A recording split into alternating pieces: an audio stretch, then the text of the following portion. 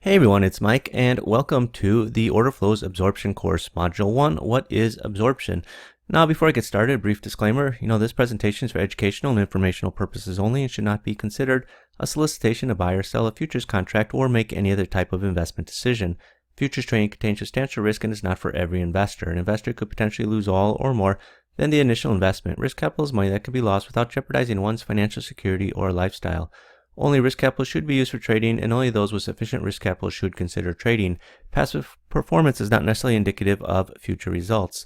All right, so what is absorption and why it matters? Well, the easiest way to think of it is think of a sponge. What does a sponge do? All right, it absorbs and holds water until it releases it back. And big traders act in the same way. They absorb all the supply in the market, often at low prices, and then release it at higher prices, just as the way the sponge acts. And even though absorption is easy to learn, it does take time to learn and become familiar with it, enough so that you can apply it to the market. Now, the learning curve and process will vary from one trader to another. However, with the right education, it's just as easy for a beginner to learn as it is for an experienced trader. Now, the first step in understanding absorption is understanding the importance of volume in order flow. Now, volume is a raw form of market-generated information that doesn't need much explanation. It's simply the number of contracts traded. Now, within volume, you have bid volume, you have ask volume. From the bid volume and the ask volume, also known as offer volume, delta is derived. Within delta, you have max delta and min delta. And it's through volume, delta, max delta, min delta that a trader can really understand absorption in the market. Now, this is just, your normal footprint chart, right? To really understand absorption, you got to be looking at a footprint chart. If you're looking at a normal bar chart, you're not going to know when absorption is occurring because how can you tell, right? You're not looking at volume. You don't know if a price level traded 50 contracts or traded 5,000. I mean, it's just impossible to tell that on a normal bar chart. But on a volume footprint chart, right, you have delta, you have max delta, you have min delta, you have volume. You can see the volumes traded at a price, and that's important information to a trader. I bang my head against the wall sometimes. I don't understand why people are so resistant to looking at a chart with more information on it. Now, it's not a chart full of different indicators. It's just the information that's market generated. What traded at a price, what traded on the bid at that price, what traded on an offer at that price, and you can see how the auction process developed. Now, in technical analysis, volume 101, right? The basic belief is when price moves up with higher volume, that's bullish. When price moves down with higher volume, that is bearish. When price moves up on decreasing volume, that is bearish. And when price moves down on declining volume, I left out the word volume, that is bullish. Okay, I mean, that's just basic stuff, right? I mean, hopefully everybody already understands that concept, but you can see here, right? Making new highs, boom, big volume. This is crude oil. This is a 5-minute chart, and you're getting about 1,000 contracts every 5-minute period. Then boom, 9,000 contracts traded, new high. And then you're seeing as you're making these new highs, higher volume than what you were looking at earlier. You're looking at 3,000, 1,600, 2,300, 2,900, 2,400, versus before you're looking at, half of that, 1,500, 1,500. Now, it doesn't mean that, we make a new high, we got 9,000, the next bar, new high should be 10,000 contracts and 11,000. It's still increasing volume, much relative to what it was previously. If you're looking at a daily chart, right? If you go back to the old books on trading with volume, written in the 50s and 60s, the daily charts will show each bar having increasing volume. But this one bar, right? This doesn't mean this sets the new level, that 9,000. That for it to be increasing, it has to go to 10,000, 11,000. You've already got the jump, and you've sort of jumped to a newer level in here as you're going up. Can it be nice? Yeah, it'd be nice if every bar had massively increasing volume. This one was just a lot. But then you're 3,000, 2,000, 2,900, 2,400, 2,800. It's still increased over what it was previously. Now, volume is what differentiates prices, right? The key difference between a market exhibiting absorption and a market exhibiting consolidation is volume. With absorption, volume will be stronger than normal. And when I say normal, I mean what it was preceding the area that you're in, right? If you're looking at, like for example, right? All the charts I use in this course are 5-minute charts. And the reason is I wanted to keep it constant throughout the course, so you can see it on one set of charts on a certain time period, rather than, here it is on a 4-range chart, then here it is on an 8-range chart, and a 30-second chart, a 1-minute chart, 5-minute chart, and just jumping around. I think it might confuse people a little bit. Now, when I get to the last part of wrapping it up, I delve into different types of charts, 4-range, 8-range, 1-minute, 5-minute, etc. So you can see how it looks on different types of charts. But for the main instruction courses, it's on 5-minute charts. And when I say, again, stronger than normal, okay, what it was previously, right? Now, you can, honestly, I don't think it's worth the work as a retail trader to go back historically and say, yeah, between 5 and 5:30, your average volume for the last 30 days is 1,200 contracts.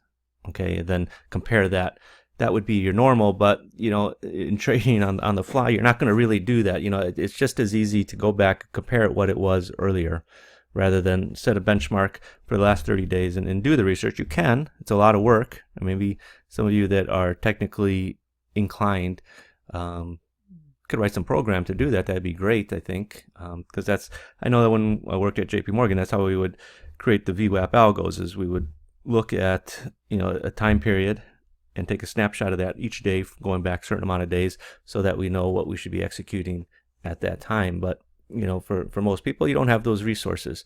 Now, consolidation is generally average to less than average. And a perfect example is you're going to see consolidation before a major announcement or a number. Like, you're going to see the market consolidating, going sideways, doing less volume than normal, like before a Fed announcement, like the hour before a Fed announcement, or the a few hours leading up to the non-farm payroll numbers.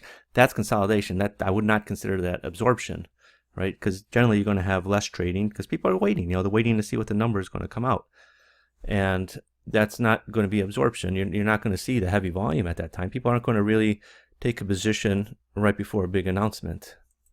So the reason a lot of traders fail is because they use price-based indicators because they think that the indicator will allow them to analyze the market objectively, right? They're like, well, I'm going to put this moving average. I don't have to make a decision. All I got to do, the only decision I have to make is, do I buy it when it crosses the line or not, right? They think that it removes some of the objectivity out of the market, but what actually they're doing is they're going backwards, right? They're looking at the effect on the market and not the cause. And to figure out and understand the cause of the move, you have to think, and when you think, you become subjective and not objective, right? It's, honestly, it's one of those things where, people really want computers to do everything for them. And, as a trader, I find the best traders are the ones that are able to take things in context, right? Yeah, sure, they're using a tool, an indicator to tell them something's happening in the market, but at the end of the day, they're the ones that put it in context to what's happening overall in the market. And by looking at the cause of the move, you can predict the possible effect it will have on the market and price. And for example, like this, right? Indicator madness. That's what I call it, indicator madness. What I got 4 indicators on here, right? I've seen people with 10 indicators on there for some reason. Maybe they rank them. Oh, I got 10 indicators. If 9 are bullish, I gotta get bullish. Well, what's going to happen is that one that tells you not to take that trade is the one that was right. But perfect example is, if you're looking at these indicators, like, oh my gosh, we're in overbought territory here, yet market still went up, right? And everyone's saying, oh, you got to sell it here. You got to sell. We crossed this line. We crossed this line. You got to be getting short. And they're so far behind on the curve. Look at this high. People say, well, we're overbought, but we're this market's still got another 50-cent move in it till he gets up here and starts to come off. By the time it starts to come off, we come off, from 70 down to, 40. Now they're convinced, but you already had that move. If you're looking at the order flow, there's signs in the order flow that are telling you, you should be getting short. There's not much signs in here on this move up really telling you to get short, right? So if you're following an indicator, it's telling you, hey, you got shorted here. We crossed this line. We crossed this line. We're in oversold territory or something, or overbought territory. It's just rubbish. And even, in the footprint charts, there's different types of charts you could look at. You have the delta footprint. I find myself looking more and more at a delta footprint because I just find it more information that is available to me that I want to use it. There's nothing wrong with looking at both a volume footprint and a delta footprint, side by side next to each other. You're not comparing one against the other, but maybe sometimes you might see something on one chart that you're not seeing on another chart. Now it's not a different indicator in the sense that, well, I got RSI, MACD, stochastics, moving average. It's information. It's market generated information, and that you can make a decision from. And when you get up to this first high here with this red bar, right? What are you looking at? Well, okay, let me see. Well, delta is still positive. Okay, is that a bearish sign? No, it's not a bearish sign at all. It's still relatively bullish. I know it's telling me that, hey, you know what? There's still some buying pressure in here. This market might go higher. When we finally get up to the high, what do I got? I got negative delta. Next bar, stronger negative delta.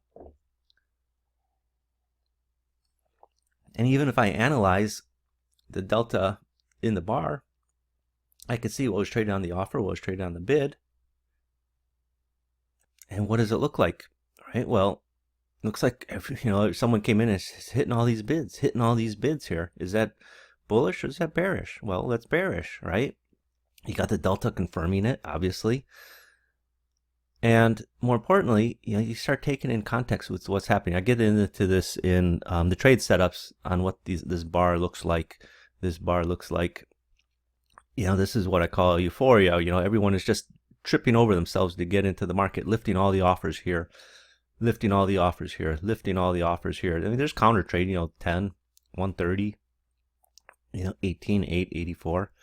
But it's mostly everyone just coming in. Oh, we're making new highs. I gotta get it long. My indicator, my 90% winning indicator says get long. So everyone's coming in here and getting long. Well, at some point, everybody's long. Well, what's going to happen is the sellers are going to come in. You got these high prices. Sellers now are attracted to these high prices, and they just come in and boom, just whack everything, whack everything. So that's why it's important to have, a footprint chart, whether a delta footprint chart or a volume footprint chart, so you can see how things are, how trade is acting, right? If you're looking at this volume footprint chart, you're high, you're seeing selling imbalances, right? If you're looking for the market to go higher, you should be seeing buying imbalances, not selling imbalances. So, when traders rely solely on price, they cannot have a complete understanding of market context. Price versus price analysis has very little meaning in the overall context of the market. Not every traded price is equal to another traded price. And if every trader viewed price the same, the markets would just trade one price. Traders mistakenly use price and value interchangeably, right? They're not the same. Price is what you have to pay for something, right? Value is what the item is actually worth. You can buy something below its actual value and get a deal, or you can pay more than something's worth, right? You go to the store, right? There's a price on everything in the store. You buy something based on what you think the value is, right? If you go into the store to buy your your milk, and it's, well, I'll say milk because that's something that's required. But you go in to buy your potato chips, and you're like thinking, wow, a bag of potato chips is $4. That seems a bit expensive. I don't think it's worth $4. Either you'll find one that's cheaper, or you wait for it to go on sale before you buy it because you think the value of that is lesser. Now, if you go into the store and you're because you got a party this weekend and you need to buy 5 bags of potato chips, and it's not on sale, you just buy it because you got to pay more than what you think it's worth because you have an urgent need. But anyway, that goes back into sort of market understandings in supply and demand. Now, it's important to know that when there's absorption in the market, because oftentimes when you have absorption, that's where traders get trapped, right? Everyone loves to talk about trap traders, but not absorption. And think about it for a minute, right? The market's at its high and buyers are excited, right? They think the market's finally breaking out, but there's supply up at the high and just above it oftentimes. As a result, all the buyers keep buying. The market isn't moving higher anymore, right? Instead, the market starts ticking lower. If you're a trader, you're thinking, what WTF? Right? We've all been in that situation. This is it. This is, the moonshot. We're going up, and you get long. All of a sudden, what happens? There's no follow through buying. Instead, you got sellers all of a sudden hitting all the bids, and the market starts ticking lower. Right? This is a delta footprint chart, but you can see it oftentimes. Like, this is a 5-minute chart, so I spent a lot of time on range bars, but on 5-minute charts, right? On minute-based charts, obviously you're constricted to time. So at 12:40, new bar starts, 12:45 it ends, and so on. So this is where some of the power, I think, comes in on certain types of charts. Is you got to look at the chart, at the bar, and then watch what happens as the next bar is forming, right? We got this volume up here. Look at a new high, right? 12, 93, 11, 154, 148. Okay, everyone's coming in buying. There's people selling up here, right? Look at even here you got 101 traded there. So as you got up here, people are hitting these bids. These traders up here, these guys are trapped, right? They're stuck. We didn't go higher in the next bar. Instead, we started trading lower, right? These guys are trapped up here. Now, people like to, for me, this is the biggest fake news, misinformation out there in the trading world, is people always talk about trap traders. Oh, you had these buyers up here and, they had to turn around and start selling, and we sold off. Well, you know what? It's only, what is that? About 300 contracts. Honestly, this is a market, crude oil, it can absorb 300 contracts pretty easily. You see even here, you got a delta of minus 288. So, it's not out of the realm of possibilities that these people are getting out in here. And but people like to talk about trap traders as it causing massive moves up or down. Everyone's trapped up here. Not really. There are traders that are trapped, but what you have is that's sort of the trigger for a trader, like for you or me, to say, oh, there's trap traders. Well, why are there trap traders? You have to think of it in the opposite, is because there's sellers up here with supply. And then they're coming in here at these higher prices, selling the market down. You can see how it's transacting mostly on the bid here. Then as you get down here, there's someone keeping their foot on the neck of the market, offering it out at minus 258, 223, 76. You tick back up a little bit, 131. So you still got sellers in here. Look at this. You still got sellers in here, 200, 153. Now earlier, right, when you got up here, you transacted some decent volume, 248. Okay, that's good. Where's the follow through buying? Yeah, positive delta of 3 there. Not much. And then next bar, what's happening in the next bar? Market's just selling, hitting all these bids here. Bid. There's, again, this is a delta chart. This is not a volume footprint chart. This is just telling you what the linear delta at a price level is. So you see it's minus 38, minus 60, minus 35. So it's mostly people hitting all the bids in here. Then you come down here to unchanged, then boom. Everyone's getting excited again, lifting all the offers, a bit of euphoria, buying, get those highs, no follow through buying up there. Next bar comes in red, everyone's hitting the offers, even offering it out lower, offering it out as you go lower. Now, if you're looking at, the indicator madness chart, people say, oh, you got an inside bar in here, they'll justify it when we sell off down in here. When you get down back towards the moving average, this is where they're looking to get short. But where are you going to want to get short? At this moving average, or right up, up here in the red bar right after the big green bar, right? You see the big green bar, a lot of times people get excited. Hey, we're making new highs, got a big green bar, get long. But there's no follow through buying, right? These indicators don't necessarily give you sell signals yet. So, that's why, people talk about indicators, price-based indicators as being lagging. That's what they mean, right? You could see it in here, right? You get the big, strong positive delta, 1700. Oh my gosh, it's off the Richter scale. Get long. The next bar, minus 86. What the hell?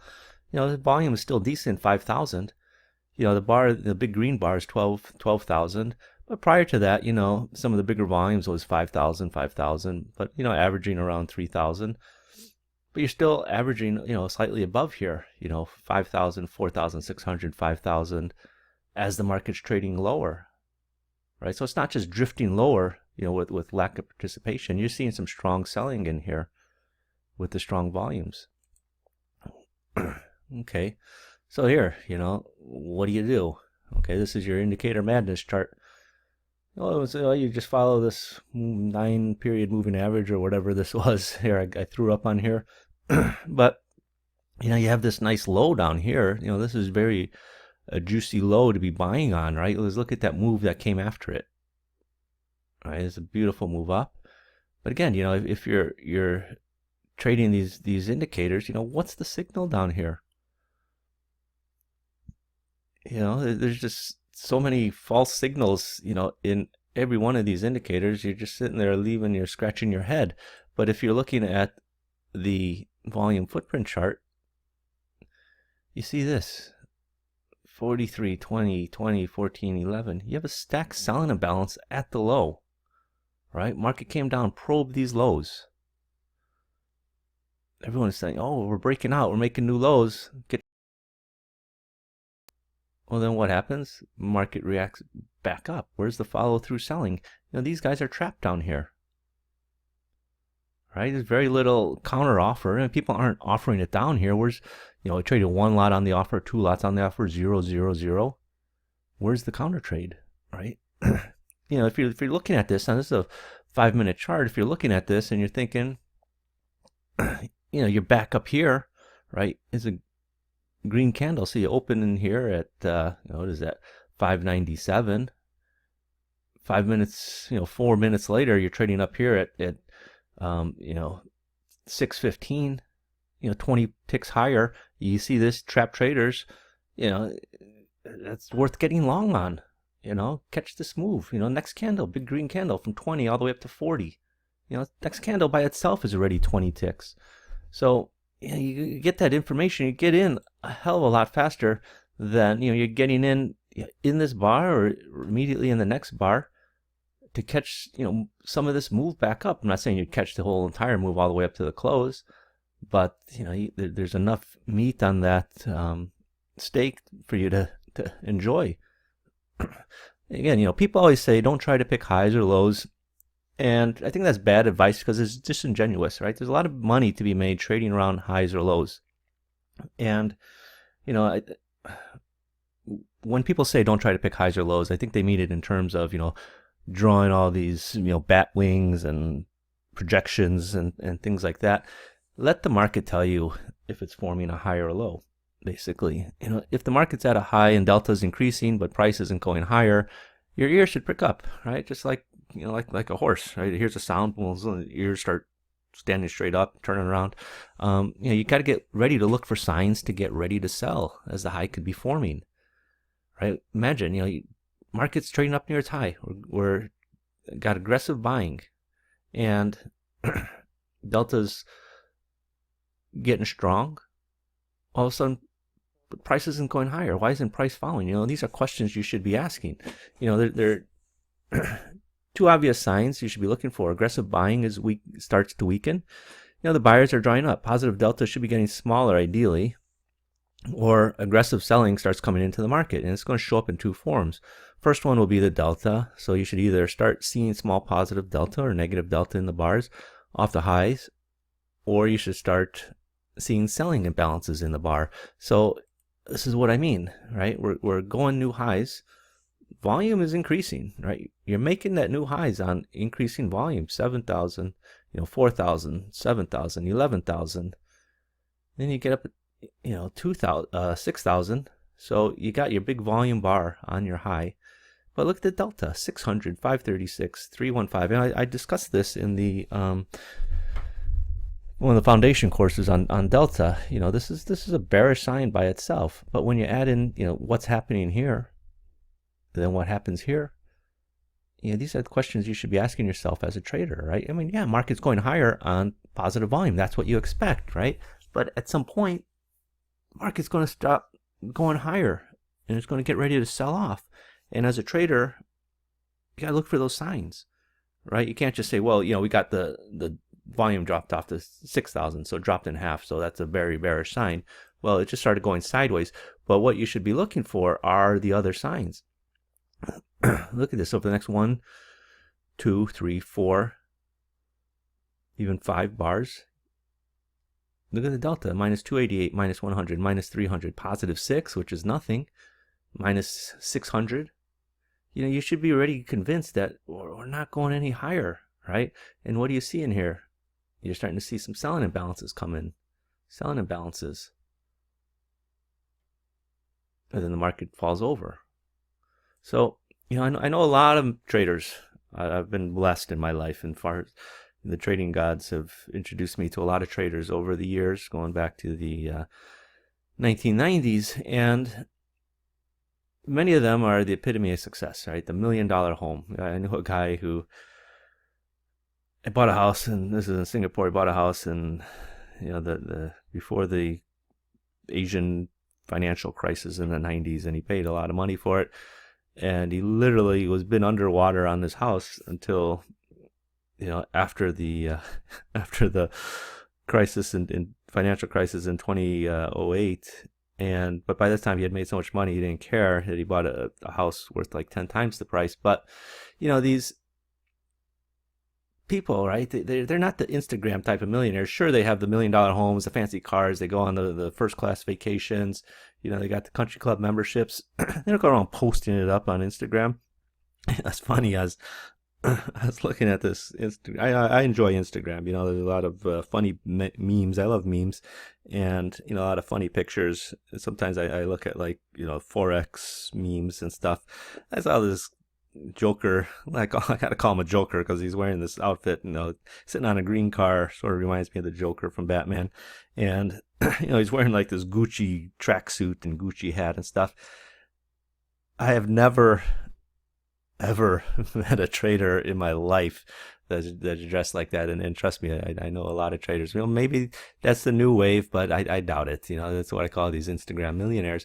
But the thing is, right, if you ask a lot of these very successful traders to explain the method of their trading, you never hear them talking about moving averages, RSI, MACD, ADX. Everything that the popular trading books tell you is the way to trading riches. Can you make money with those? Possibly. I'm not going to discount it completely. I've never found any value in it, and in all my years of working with other traders at an institutional level, I've never seen. I might have seen, but I've never really seen people have them on their, on their desk, charting, looking at moving averages, RSI or anything like that. I take that back. Maybe some moving averages. People.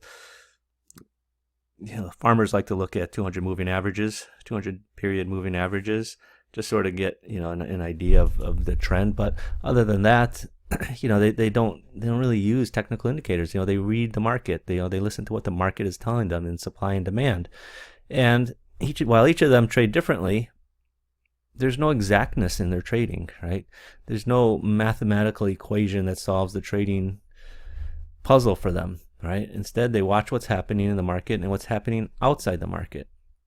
Most traders fail because they start using price-based indicators, which, through different mathematical formulas, filter out the, quote, noise out of the market.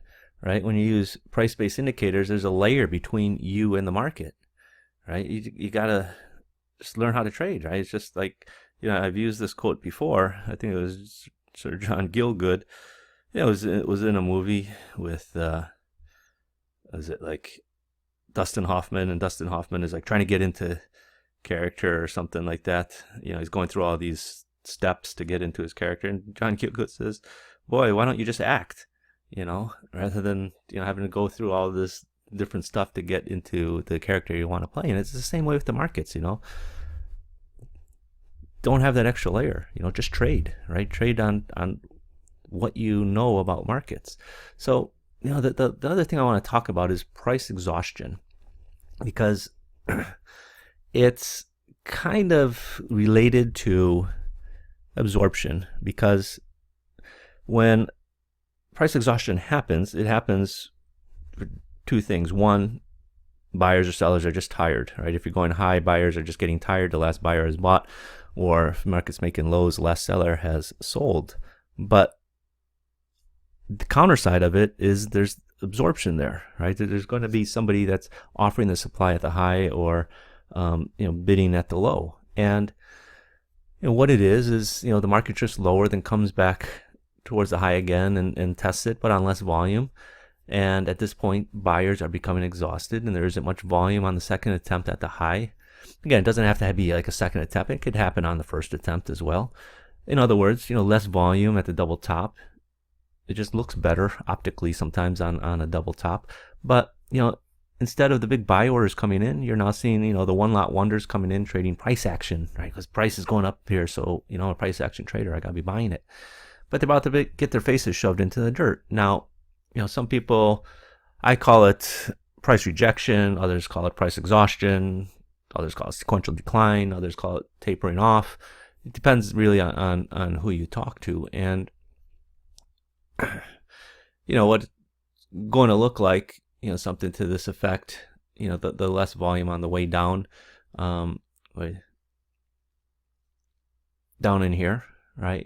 People are going to say, oh, this is price exhaustion here. You got 5, 133, 419, 26, 41, 368. They like to have very symmetrical numbers, 183, 1693, 1297. The 1693 should be here in the second level, because it has to be very symmetrical for them. And if it's not, then technically it's not price exhaustion. But they'll claim it here. Sometimes I think it's a little bit more of coincidence.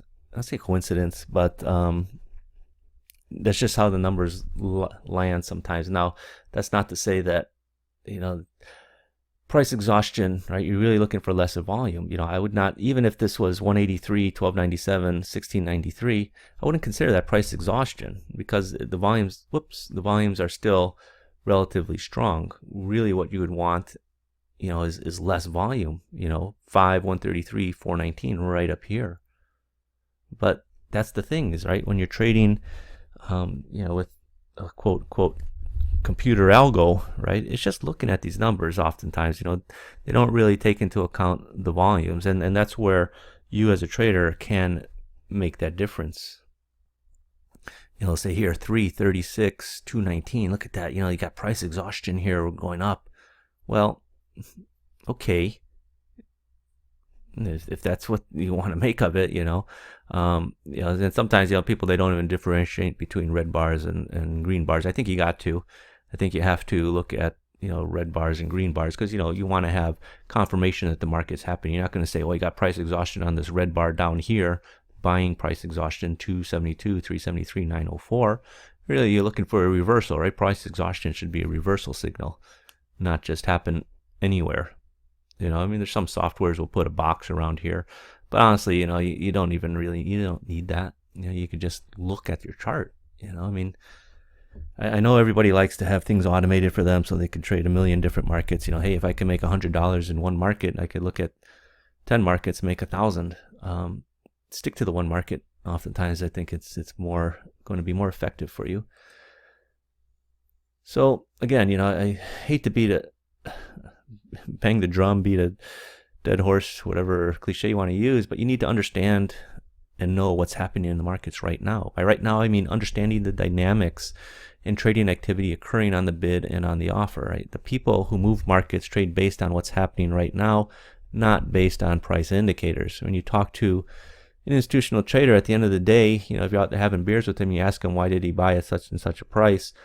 Oftentimes the reply is going to be something like, well, it looked like a good buy at that price, right? You won't hear him say, touch the lower Bollinger Band or price broke the 200-day moving average, right? The reason I bring this up is not to disparage price-based indicators, but rather to explain and drill into the importance of understanding how the big traders think, right? The insight will help you see what they're doing in the market so you can anticipate and follow what they're doing. Now, there's a lot of good books on trading. Honestly, I think the best books, right? For me, any type of book that is a biography on either on whether it's a trader or athlete or even a politician. I get sick of some of these politicians. I like reading biographies and hearing what other people went through in their lives. And if you've read these stories of traders that experience the crash, I'm not talking these little flash crashes, but I mean like the big crashes in the market, and how some of these guys made their fortune. They've come up. There's a few traders. I think it was Louis Borsellino. Bought the S&Ps. He was the one that stood up and said, I think this, as there was no other bidders in the market, he stood up, he bid, put a bid in there. Someone hit his bid. Next thing market rallied. Guy made like $1 million in a minute. Went to the bathroom and immediately threw up because he realized he could have just lost that much as well.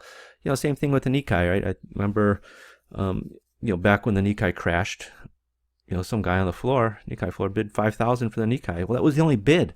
So people hit it. Next thing market jumped up. The guy made a boatload of money.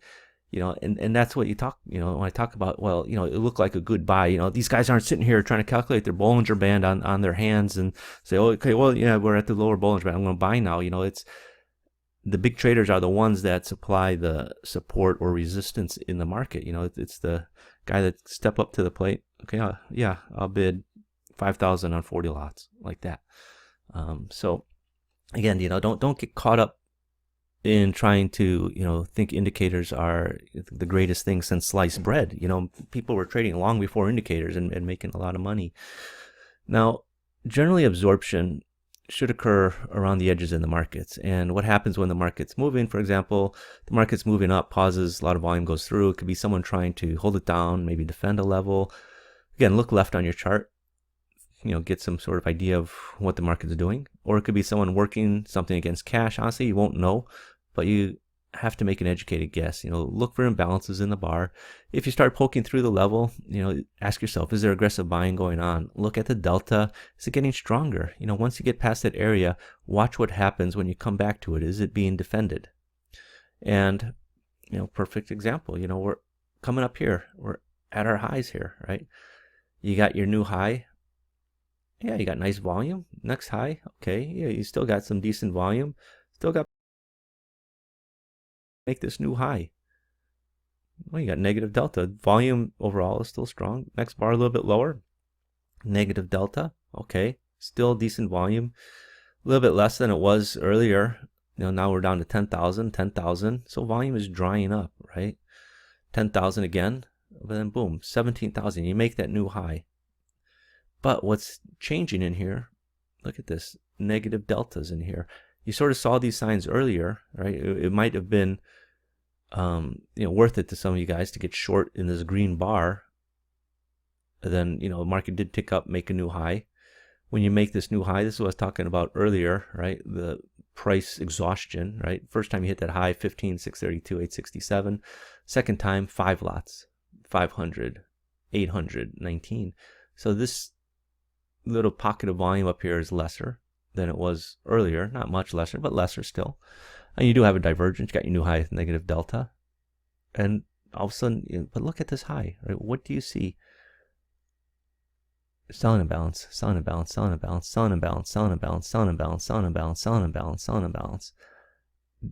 Where's your buying imbalances? There's not many. You're overwhelmed with selling than buying, right? It's indicative in the negative delta. Do you think this market's going higher or lower? I think it's got more of a chance to go lower than go higher. You got the selling imbalances, you got the negative deltas, volume. It got light in here, but then it's picking up here. 17, 15,000, 13,000, 17,000. It's getting stronger again, and you're seeing stronger negative deltas. And here's one. This is crude oil. It's a 5-minute chart. Boom. Big selling coming in here. 15,000 contracts traded, whereas before you're trading, earlier it was 10,000 was your biggest volume. Okay, big negative delta, 15,000. Get this little green bar here. The next bar, boom, new lows, 15,000 again. Strong negative delta, 1,100. Stack selling imbalance. But what's happening? Things are changing. You still got some okay volume, 7,000, 6,000, 7,000. It's kind of going sideways, building up some positive deltas in here. Now, are you seeing a lot of buying imbalances? No. But are you seeing a lot of selling imbalances? No, not really. Now, just because you have absorption, right, a couple things can happen. You can go sideways, you can go up, you go down. And I'll talk about this later. One of the signs that I'm always looking for is looking for some sideways action with inside bars. Again, I don't want to start getting into some sort of, inside bar course or anything like that. But really what I'm looking for is, do I have an inside bar? Inside bar.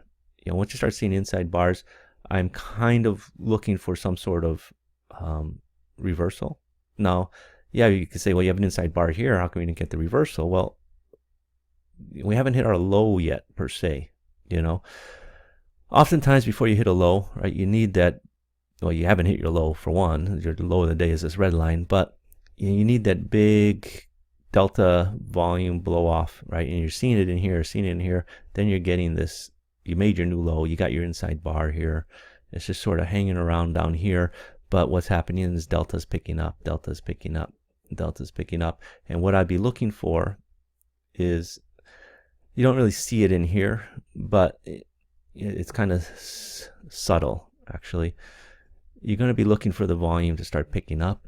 Deltas, obviously, to start picking up. Because here, you got delta of 1,000, but doesn't do anything. 200, 18 is nothing. 285, 595, 282. I'm looking for either a volume jump or a delta jump. And you get it right here, 1175. This is the trigger bar right here. I can't honestly say that this is a good buy somewhere in here. I would love to, but I'm not really have any sort of trigger until you get to this bar and the market jumps up. So again, no one can predict the future, right? The future is always unknown, and knowing order flow does not change that. But order flow does help the trader understand what's happening right now in the market. Once you understand what's happening right now, you can make better trading decisions about what's likely to happen in the future. So this concludes Module 1. In Module 2, I'll explain the different types of players involved in the market and how they trade and create absorption, accumulate, and distribute supply. So I'll see you on the next module. Bye-bye.